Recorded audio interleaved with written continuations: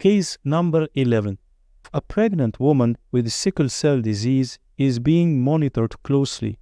Which of the following complications is she at increased risk for during her pregnancy? A.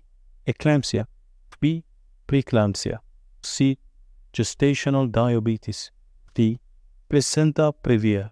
Correct answer B.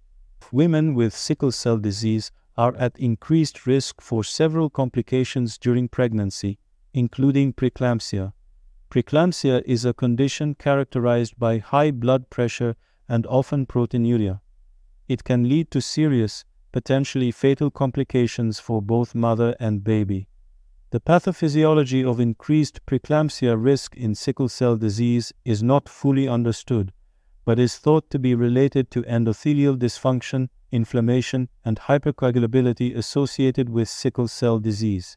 Close monitoring and management of blood pressure and other maternal and fetal health parameters are essential throughout the pregnancy.